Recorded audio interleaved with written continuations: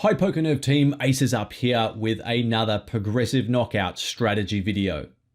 Depending on where they are on the table, covering stacks can really influence the play of hands in a PKO tournament. For example, if you happen to be short and have covering stacks, that is players that have more chips than you and so can potentially bust you from the tournament and get your knockout, in the positions behind you, then you really have to alter your jam ranges. An adjustment very few players are actually making, it seems, and part of the reason why PKOs are such a profitable tournament format, so make sure you don't miss out on the action. If you could subscribe and maybe give this video a thumbs up if you like the content, I'd really appreciate that as it helps the channel grow, and I know to make more content and quick tip videos just like this one.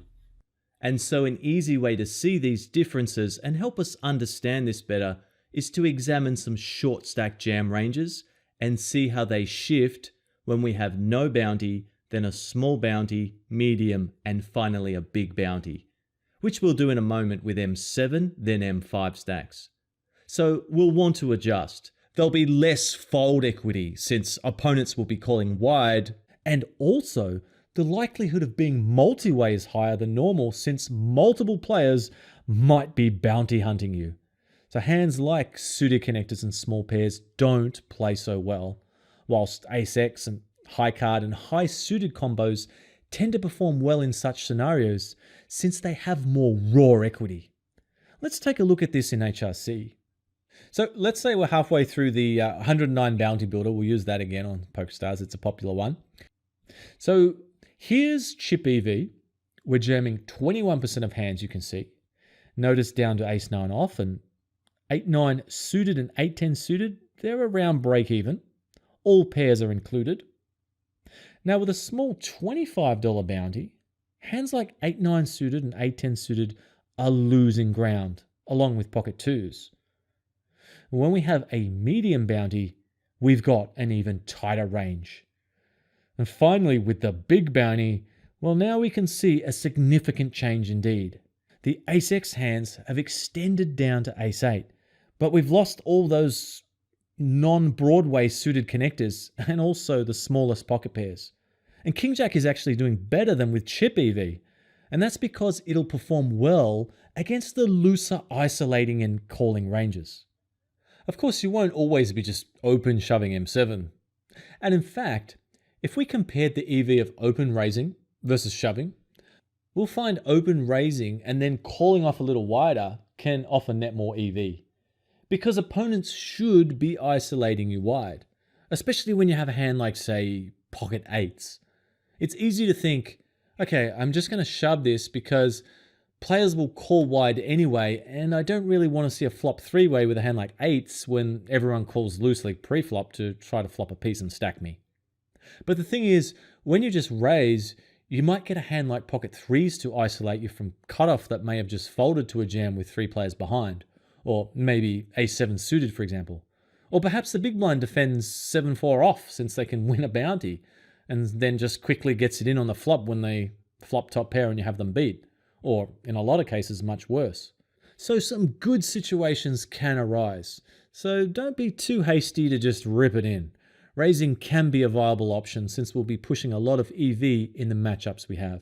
And we can still fold if it goes 3-bet and then a shove from another player and so forth. So we'll have better vision of the action behind before we choose if we want to commit.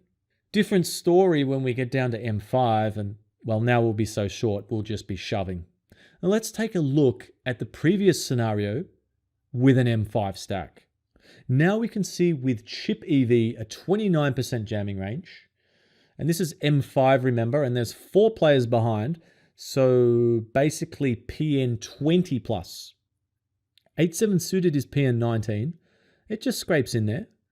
But if we take a look at when we have the small bounty, yeah, it's about break even.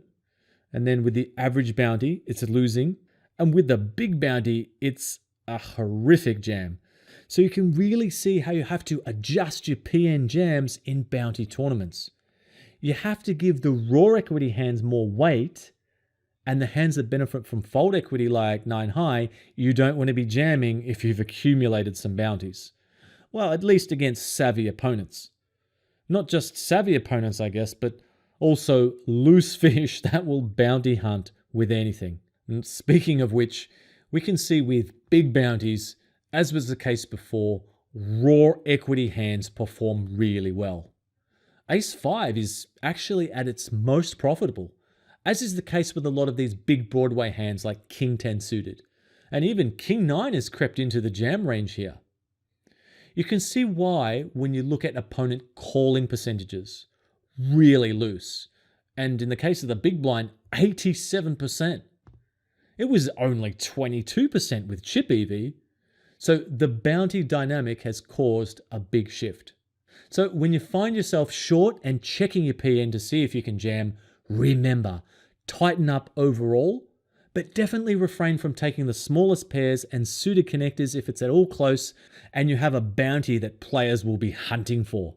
And on the other hand, the Ace X's and the big cards are fine, and you can even jam a little more with the King X's if you want, if you have a big bounty on your head and you anticipate players calling you with a really wide range. Psst. Knockout tournaments are the best value MTTs if you play them the right way. Be sure to check out PokerNerve's Bounty Hunter course and become the best player on your table. Thanks for watching.